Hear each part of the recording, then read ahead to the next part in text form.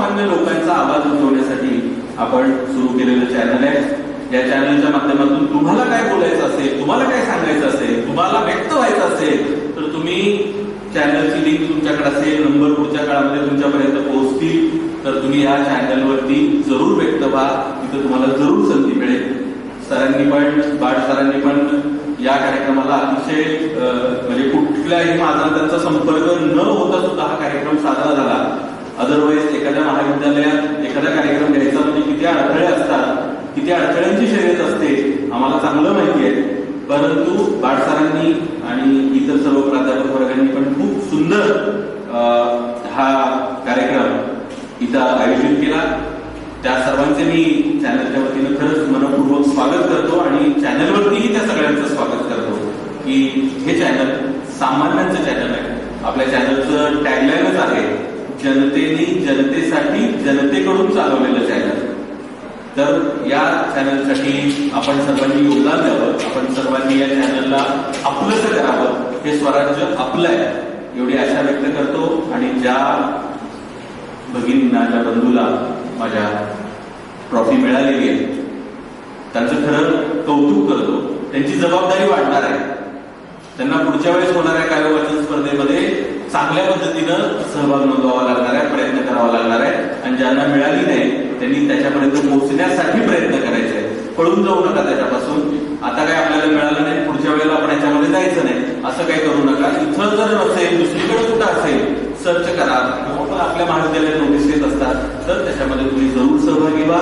तुम्हाला सगळ्यांना खूप खूप शुभेच्छा. मालकांना सुद्धा येणाऱ्या वाढदिवसाच्या या निमित्तानं स्वराज्य माझा न्यूज चॅनल परिवारातर्फे मी संपादक म्हणून खूप खूप शुभेच्छा देतो. धन्यवाद. या चॅनलचे मुख्य संपादक बनसोडे साहेब, या चॅनलची सर्व टीम, माझ्या महाविद्यालयातील doctor Chaure madam, doctor Sargar sir, कावरे सर, कानडे सर, उपस्थित सर्व विद्यार्थी मित्र, बंधू आणि भगिनी. खरं तर हा एक अतिशय चांगला उपक्रम या चॅनलच्या माध्यमातून घेण्याची संधी या महाविद्यालयाला या चॅनलनं उपलब्ध करून दिली. कारण वाढदिवस म्हणलं की वेगवेगळ्या प्रकारे ते साजरे केले जातात, परंतु विद्यार्थ्यांच्या कलागुणांना वाव देण्याच्या दृष्टिकोनातून अतिशय चांगला उपक्रम या ठिकाणी राबवला गेला.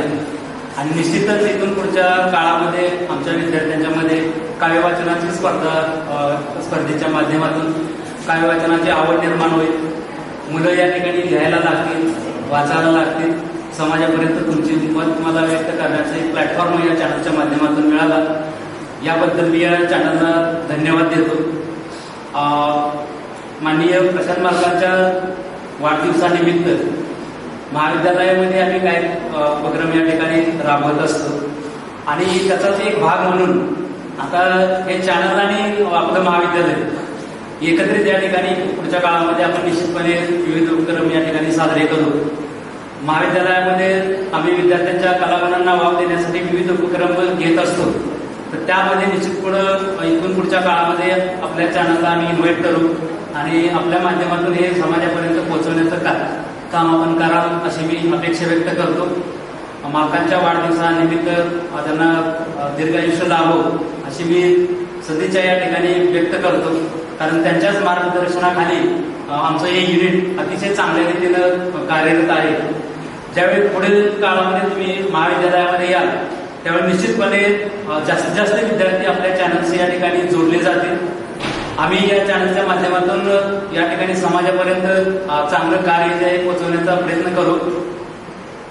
हा एक चांगला उपक्रम आपण हाती घेतला त्याबद्दल संस्थेच्या वतीनं आणि महाविद्यालयाच्या वतीनं आपल्याला धन्यवाद द्यावे. तेवढे थोडे या ठिकाणी मला 2 मिनिटं व्यक्त होण्याची संधी दिली त्याबद्दल आपलं या ठिकाणी ऋण व्यक्त करतो आणि पुन्हा एकदा आपल्या सर्वांना धन्यवाद देतो. ज्या विद्यार्थ्यांनी या ठिकाणी आता ट्रॉफी जिंकतील त्यांचंही मी या ठिकाणी महाविद्यालयाच्या वतीनं आणि चॅनलच्या वतीनं या ठिकाणी अभिनंदन करतो आणि या ठिकाणी थांबतो. जय हिंद, जय महाराष्ट्र. तर मेरी ऊंचाइयों को देखकर बहुत लोग हैरान है, मेरी ऊंचाइयों को देखकर बहुत लोग हैरान है, लेकिन उन्होंने मेरे पाँवों के छाले नहीं देखे. आपल्या बायांना रिपोर्ट जरी पाहिले नाही त्यांना हे नंबर म्हणजे कायच वाटणार नाही. तर मी पहिल्यांदा उत्तेजनाचं दिन थांब के बैठो आर्या डांगे